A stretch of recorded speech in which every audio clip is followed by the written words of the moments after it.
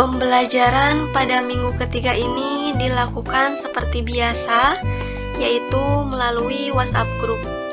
Nah, di sini saya melakukan kegiatan pendahuluan, yaitu membuka pembelajaran dengan salam pembuka, Assalamualaikum warahmatullahi wabarakatuh, dan menyapa anak-anak kelas 8A sampai kelas 8E. Selain itu, saya juga menanyakan kabar untuk mengetahui bagaimana keadaan anak-anak saat ini.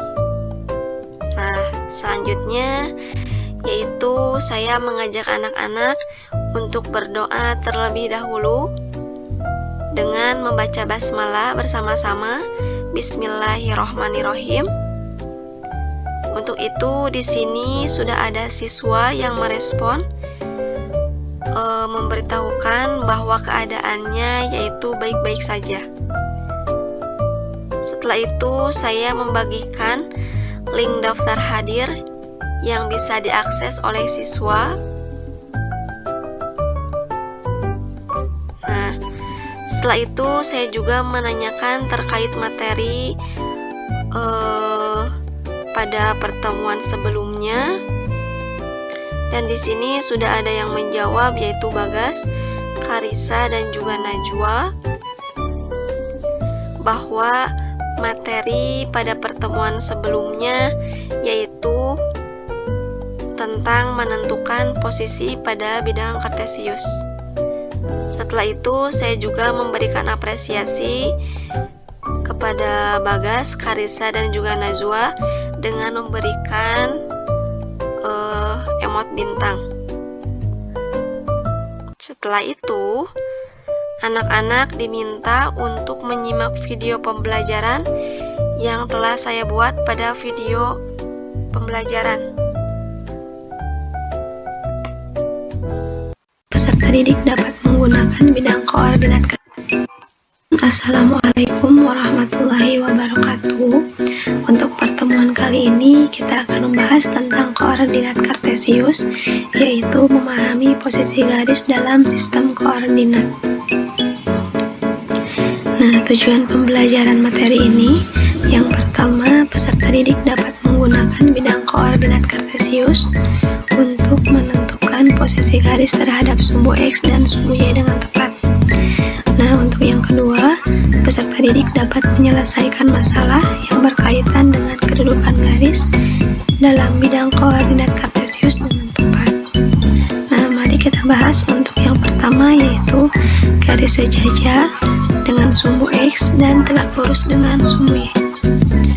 Nah, perhatikan gambar berikut. Di sini ada bidang koordinat yang terdapat 4 buah garis, yaitu L1, L2, L3, dan juga L4.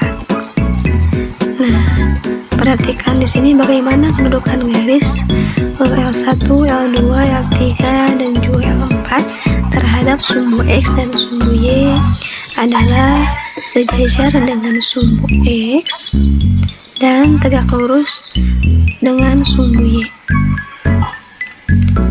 Untuk yang kedua, yaitu garis sejajar dengan sumbu Y dan tegak lurus dengan sumbu X. Kita perhatikan lagi gambar berikut. Di sini terdapat 4 garis berwarna hijau, dinamakan yaitu M1, M2, M3, dan juga M4. Nah, terus kedudukan garis M1, M2, M3, dan M4 terhadap sumbu X dan sumbu Y adalah sejajar dengan sumbu Y dan tegak lurus dengan sumbu X, atau membentuk sudut 90 derajat, maka disebut tegak lurus dengan sumbu X. Untuk yang ketiga, yaitu garis berpotongan dengan sumbu X dan sumbu Y. Kita perhatikan lagi di sini kedudukan garis N1 dan N2 terhadap sumbu X dan juga sumbu Y. Nah, yaitu berpotongan dengan sumbu X dan sumbu Y di 2 titik. Nah, di sini ya untuk perpotongannya. Nah, untuk contoh di sini yaitu diketahui titik A 3,2, B 3,-6, C -5,2. untuk poin A, pertanyaannya jika dibuat garis melalui titik A dan B, bagaimana kedudukan garis tersebut terhadap sumbu X dan sumbu Y? Untuk poin B, jika dibuat garis melalui titik A dan C, bagaimana kedudukan garis tersebut terhadap sumbu X dan sumbu Y? Untuk poin C, jika dibuat garis melalui titik B dan C, bagaimana kedudukan garis tersebut terhadap sumbu X dan sumbu Y? Nah, untuk langkah pertama yaitu anak-anak kita menggambarkan bidang koordinat kartesius yang memuat 4 kuadran. Nah, untuk yang kedua, gambarkan titik A 3,2, B 3,-6, dan C -5,2 pada bidang koordinat kartesius. Dan untuk langkah yang ketiga, kita buat garis melalui titik A dan B, titik A dan C, dan melalui titik B dan C. Oke. Untuk keempat, di sini kita perhatikan untuk garis yang warna hijau yang dilalui titik A dan B, yaitu kedudukannya garis yang melalui titik A dan B tegak lurus pada sumbu X dan sejajar pada sumbu Y. Nah, kita perhatikan yaitu garis yang melalui titik A dan C pada garis warna biru, yaitu kedudukannya sejajar sumbu X dan tegak lurus pada sumbu Y. Nah, untuk yang C, kita perhatikan yang berwarna merah yaitu titik B dan C, kedudukannya tidak sejajar dan tidak tegak lurus pada sumbu X dan sumbu Y. Sekian penjelasan dari Ibu, mohon maaf atas kekurangannya. Terima kasih atas perhatiannya. Wassalamualaikum warahmatullahi wabarakatuh. Setelah menyimak video pembelajaran, anak-anak diminta untuk mencatat hal-hal yang penting terkait penjelasan video yang disampaikan. Selain itu, anak-anak juga diminta untuk menuliskan asal kelasnya dan nama lengkapnya masing-masing di dalam kolom komentar video YouTube tersebut. Nah, di sini ada anak yang terkendala terkait penulisan di dalam kolom komentar. Dan alhamdulillah beberapa menit kemudian sudah bisa mengisi. Dan setelah itu saya mengirimkan materi untuk anak yang terkendala kuota agar memudahkannya untuk membuka materi.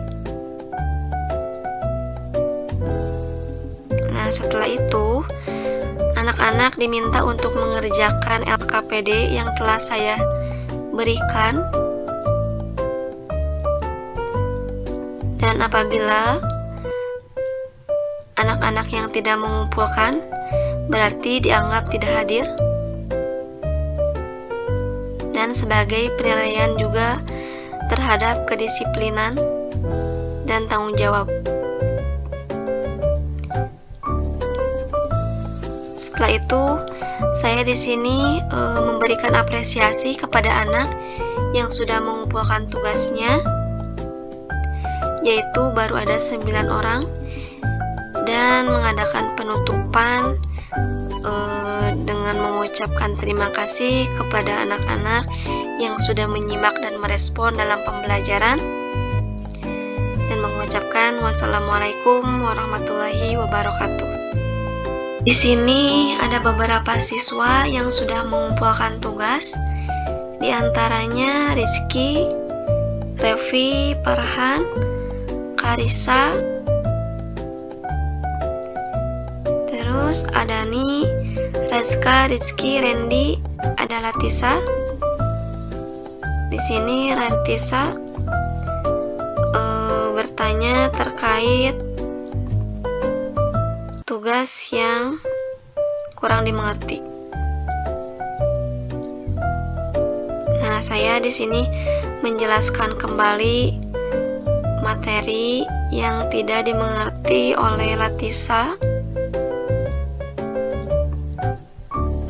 Dan alhamdulillah akhirnya Latisa sudah bisa mengikuti dan mengerti pada tugas yang saya berikan.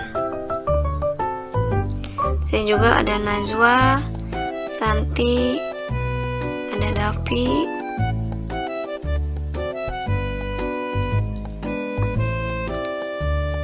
dan ada Salman.